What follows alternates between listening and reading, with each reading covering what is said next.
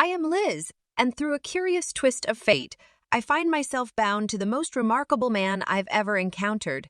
Alex, we're both 28, proud owners of our cozy abode, diligently covering our bills while crafting a life uniquely. A year has passed since we exchanged vows, and truth be told, life has been quite pleasant, except for a singular complication: Alex's parents. Now, don't get me wrong. I never anticipated playing the role of the knight in shining armor as the daughter-in-law. However, I certainly didn't envision becoming the family's unwelcome guest either. The inaugural encounter with my in-laws felt akin to entering a lion's den with a stake strapped to my neck. Jane, my mother-in-law, possessed a knack for scrutinizing me, as though pondering whether I was more of an inconvenience or just plain dull. It was evident that she had formed her opinion about me before I could even utter a greeting. Alex had forewarned me about his mom's assertive personality on our way to their place that first time, advising me not to take it too personally. Despite my efforts at dinner while innocently passing the salt, Jane seized the opportunity to reminisce about Stephanie's culinary prowess, referring to me in the third person. Alex, seemingly uncomfortable, acknowledged her remarks without meeting my gaze. Feeling like an invisible presence at the table, I swallowed my discomfort with a forced smile. When I tentatively acknowledged Stephanie's cooking skills, Jane's smile didn't quite reach her eyes. She seemed to be measuring me against a ghost, and I confided in Alex about feeling scrutinized. He reassured me, holding me close and affirming that I was the one he chose. Little did I know that Jane had a more intricate plan in motion, and I was unwittingly cast as the pawn in her familial chess game. Living with a severe allergy is more than just inconvenient.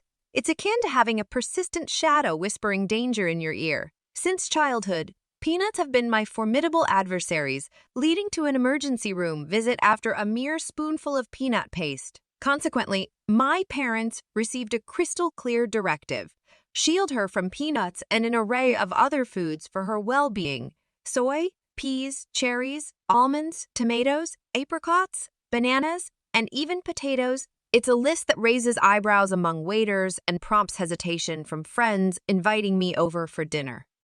Jane, my mother-in-law, is well aware of this extensive list. Nevertheless, she manages to question the restrictions every time we dine at her place. Her tone, hovering between concern and disbelief, persistently suggests that maybe I can indulge just a bit, oblivious to the potential consequences.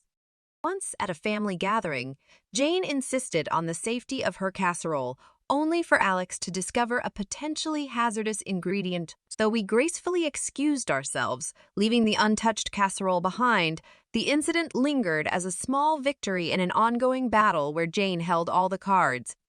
I've learned to navigate this allergen-laden world with caution, treating every meal outing as a strategic operation. Alex, with his supportive demeanor, accompanies me through this culinary minefield, constantly reassuring me that my cautiousness is justified. Yet, Jane's subtle jabs persist, extending beyond the dinner table.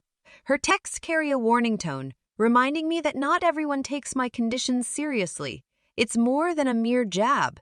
It's a reminder of vulnerability, a realization that my allergy is perceived as a weakness to be exploited.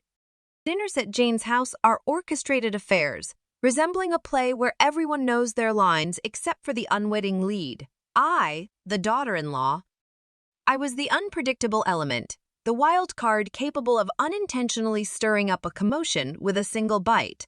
Alex did his best to ease the situation, but there's only so much you can do when you're playing on someone else's home turf. On a particular evening, the tension hung in the air as heavily as the gravy on the table. Jane was bustling around, placing dish after dish on the table. I sat there with my plate empty, anxiously waiting to discern what I could eat without risking a hospital visit. Alex, in his ever-supportive manner, passed the green beans, urging, "They're just divine." Jane's voice dripped with sweetness that failed to reach her eyes. Eyeing the beans, I sensed something was off. "What's in them?" I asked. "Oh, just a touch of almond slivers for crunch," Jane replied, waving a dismissive hand. Halting Alex's reach, I said, "I can't eat those. Almonds are a no-go for me, Jane." Feigning surprise, a hand to her chest, she responded, "Oh dear, I must have forgotten. Silly me." Alex stood up, his chair scraping back. his voice firm with frustration. Mom, this is serious.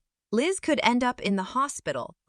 Jane's eyes narrowed slightly and she retorted, I just wanted to make something nice. It's not my fault Liz has all these allergies. The room fell into an uncomfortable silence, forks pausing midair, and embarrassed glances exchanged. Mark, Alex's dad, attempted to diffuse the tension. Let's just enjoy the meal, shall we? There's plenty Liz can eat, but the damage was done. The rest of the dinner passed in strained politeness, with Jane asking pointed questions about my allergies, as if she were jotting down notes for the next time. Later, when Alex and I were alone, he apologized. I'm sorry, Liz. I should have double-checked everything before we came. Tired of feeling like a problem to be managed, I responded, it's not your fault, but I'm starting to think your mom does these things on purpose. He didn't answer, and he didn't need to. We both knew the truth. Jane was serving up a side of malice with every meal, and I was the main course. I could always tell when Jane had been working on Alex. He'd get this distant look in his eyes, as if he were seeing through me, weighing her words against his own judgment. On this particular evening, a cloud seemed to settle over him, and I knew it before he even spoke. My mom thinks we should consider. Well, she thinks we might not be thinking about the future enough, Alex muttered, not meeting my eye as he fumbled with the TV remote. The future? I asked, a sinking feeling in my gut. Yeah, kids and your health issues, he continued, the word issues hanging awkwardly in the air between us.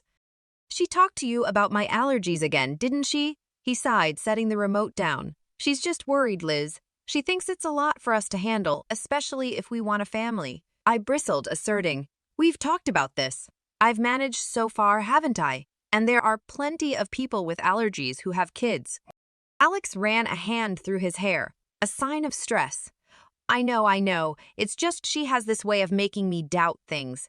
The room was quiet for a moment, the tension palpable. I reached for his hand, our fingers intertwining. We're not fighting. We're on the same side, remember? He nodded, pulling me into a hug. You and me against the world, right? Right, I said. But as I held him, I couldn't shake the feeling that Jane's words were like weeds threatening to grow wild and choke the life out of the beautiful thing we had. It wasn't just my allergies that needed managing. It was the doubts that could seep into the cracks of even the strongest relationships. The news of my pregnancy was a happy surprise for Alex and me, but a complicated one for everyone else. When we announced it to his parents, Jane's reaction was like watching a robot trying to mimic human emotions. A pause, then a smile that didn't quite match the situation. We're gonna have a baby, Mom, Alex said, his voice a mix of pride and caution. That's wonderful, Jane managed to say, the words sounding foreign in her mouth. We must have a family dinner to celebrate. Celebrations at Jane's were never just celebrations. But I saw the hopeful look in Alex as the night of the dinner arrived, and the house buzzed with relatives. Jane was the perfect hostess, moving gracefully from guest to guest. When she reached us, her smile was practiced. Congratulations, Liz. This is such a joyous occasion. Thank you, Jane, I replied, trying to match her formality. We're excited. Alex wrapped his arm around my waist, a silent thank you for playing along. As dinner approached, I felt the familiar anxiety. A table full of food was a minefield for me, but tonight I hoped would be different. The table was a feast, and I felt every eye on me as I hesitated, my hand hovering over the options. Go on, dear, Jane urged, eat up. You're eating for two now? I smiled weakly, choosing the safest options, vegetables and rice, plain and simple. But as I reached for a slice of bread, Jane stopped me. Actually, maybe not that one, she said quickly. I'm not sure if the baker used soy flour. I paused, bread in hand, meeting her gaze. There was a flicker of something there, concern, or perhaps it was a challenge. Thank you for letting me know, I said, placing the bread down. However, warning bells were already ringing in my head. How did she know about the soy flour? It felt like too close a call, too perfect a save. The rest of the meal passed in a blur, with congratulations mingling with the clinking of glasses. Yet, I couldn't shake the feeling that Jane's hospitality was a veneer, concealing a trap set and waiting for just the right moment. The family dinner, meant to celebrate our future baby, was nothing short of a banquet. Jane had outdone herself, creating a spread that would make a Thanksgiving dinner look modest. However, My stomach was tied in knots. Not from hunger. Every dish felt like a potential hazard, a hidden enemy that could send me to the hospital. As we all took our seats, lively chatter filled the air, comprising the usual family gossip and stories. Jane, at the head of the table, presided over the feast like a queen in her court. She called everyone to attention with a gentle tap of her glass. Before we begin, I just want to say how thrilled we are to be celebrating Liz and Alex's upcoming addition to our family, Jane announced, her voice steady and clear. Applause and cheers followed, and I forced a smile, feeling Alex squeeze my hand under the table. "Thank you, everyone," I said. "We're really looking forward to this new chapter in our lives." The meal began, and I tentatively picked at my food, choosing the simplest items. Alex watched me, his brow furrowed with concern. "You doing okay?" he asked quietly. "Yeah, just being careful," I replied, pushing a roasted potato around my plate. Jane's eyes were on me, and I felt like a specimen under a microscope. "Liz, you haven't touched your salad. The dressing is on the side, just as you like it," she said, her voice tinged with forced cheerfulness. "Thank you, Jane. I'm just not much of an appetite tonight," I said, avoiding the salad that could easily contain hidden allergens. As the dinner wore on, tension grew. Every time Jane offered me something, my anxiety spiked, and the room felt hot, the walls closing in. Then came the cake, a beautiful confection with layers of sponge and cream that drew admiration from the room. Jane cut a slice and handed it to me with a smile that might have been genuine if I hadn't known better. "For the mom-to-be," she said. "I really shouldn't," I said, looking at the cake, then at Alex, then at Jane. "But it looks delicious." "Oh, come on, Liz. One little bite won't hurt. For the baby," Jane pressed, her voice as sweet as the icing. That's when Alex's dad, Mark, stepped in, swiftly knocking the plate from my hands. The cake tumbled to the floor, and stunned silence fell over the room. "What the hell, Dad?"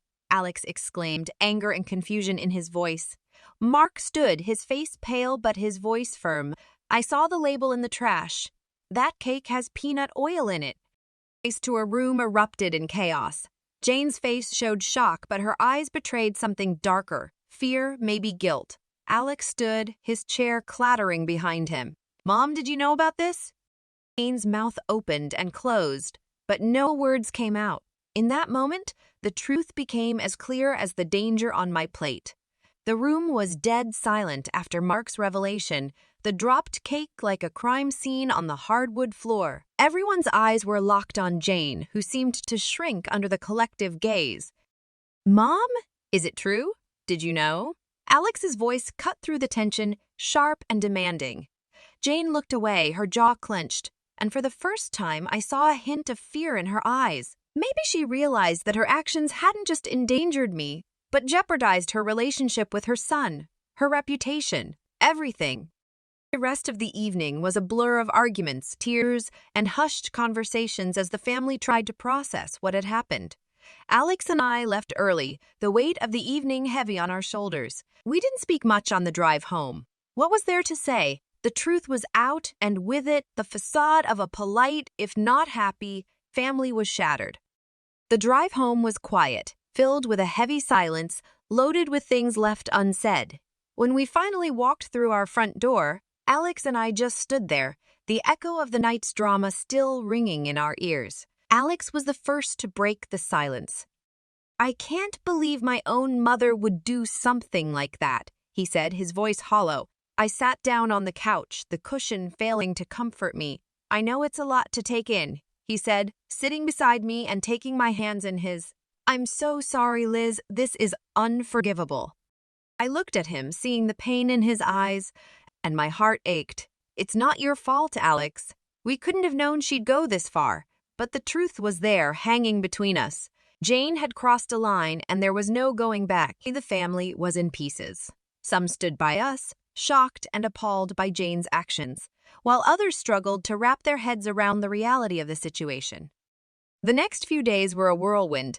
Alex's phone buzzed constantly with messages and calls from relatives expressing shock, support, and apologies.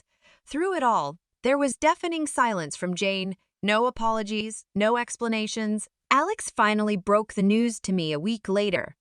"My dad's left her. He can't get past what she did, he said, a twinge of something like regret in his tone. He said it's been a long time coming. I wasn't sure how to feel relief, sadness, pity. And Jane? I asked tentatively.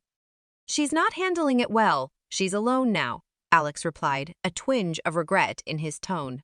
We sat in our living room, the walls we'd painted together, the furniture we'd picked out during countless trips to the store. It was our home, filled with our memories, our love. Outside, there was a storm brewing, one that threatened to uproot everything we knew. In that moment, I realized that no matter what happened, we had each other. We were a team about to bring a new life into the world, and that was what mattered. I love you, Liz, Alex said, pulling me close. I love you too, I whispered back. The fallout from that night would linger, and the scars it left on our family would take time to heal. But as I looked at Alex, at the life we'd built and the future we were about to embark on, I knew that we'd weather any storm together. As for Jane, she was a chapter in our lives that we had closed, a story that we wouldn't let define us. From now on, it was just us, our baby, and the road ahead. Whatever it brought, we'd face it together.